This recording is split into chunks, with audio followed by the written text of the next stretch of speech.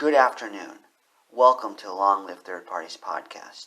Free Press Media Press Inc., a third parties books publisher, sponsors this podcast. I'm Andrew Bichard.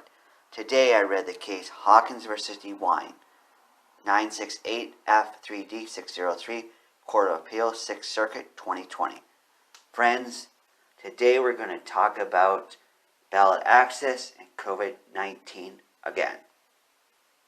How's everybody doing today? I trust you're doing well. I trust you are finding a way to find inspiration in advancing third parties. So what happened in this case?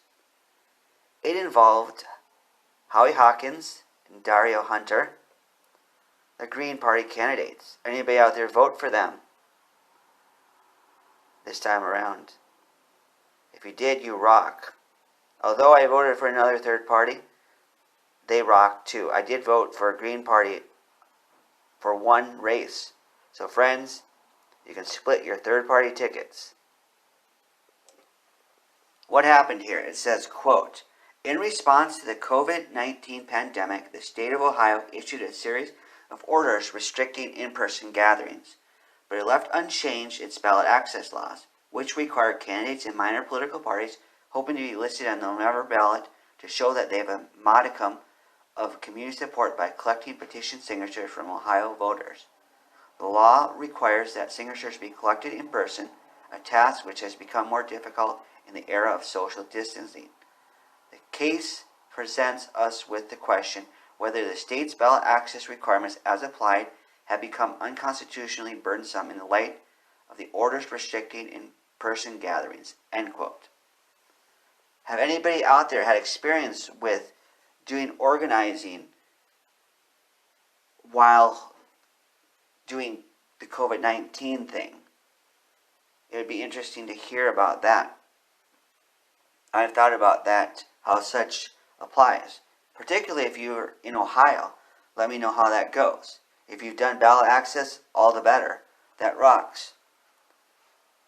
Ballot access rocks. So I love to see third parties advance it. Third parties talk about it all the time, and therefore I see it here too in these cases. So it brings home the point to me, this is a battle we want to fight. The decision also says, quote, two of the plaintiffs in this case, Howie Hawkins and Dario Hunter, seek to qualify to run as independent candidates for President of the United States in the November 2020 election. To do so, Ohio law requires them to file with Ohio Secretary of State a nominating petition with no fewer than 5,000 signatures of qualified Ohio electors by August 5th, 2020. The signatures must be signed in ink next to the voter's name. Each individual circulating petitions for an independent candidate must also sign a statement stating that they witnessed the signature. The upshot of these two requirements is that each signature must be collected and witnessed in person.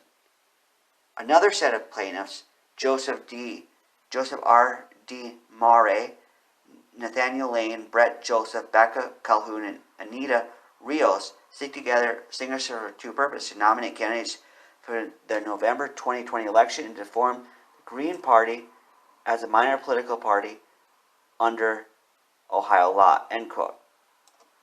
Good job, friends. Good job doing this. We like to see this. Although COVID-19 is raging, you still are finding a way to advance third parties, advance ballot access in the midst of this. So we appreciate that. The decision says here that our friends did not give an indication of how many signatures they got. Do you think they should have done that? Do you think that would have been required? If you have a legal background, does that change things? Do you think it has any effect? They talk about how in Ohio, like we know pretty much every state did, they stopped doing the gatherings. They did say here in Ohio, they still allowed gatherings that advanced the First Amendment.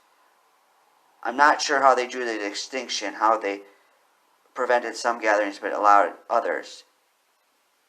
But they wanted to respect the First Amendment. And we here love the First Amendment, so I guess, Ohio, that is good at least. You're trying to balance the two. Once again, our friends invoke the First and 14th Amendment. Again and again in these cases I'm seeing, these ballot access cases, the First and 14th Amendment are invoked. Like I said before earlier in this podcast, we love the First Amendment here. And the 14th Amendment rocks too. So we like to see that. That's a strong argument, it sounds like. Our friends mentioned in this case the social distancing thing made it hard for them to get the signatures. The judges called this an intermediate burden.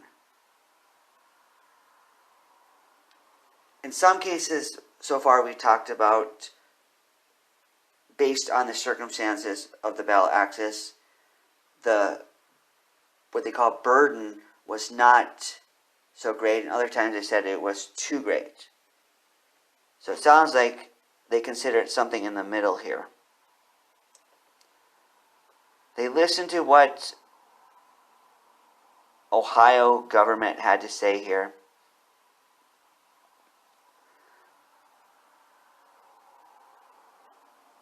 And they talk about how Ohio government needed to make sure these signatures were true signatures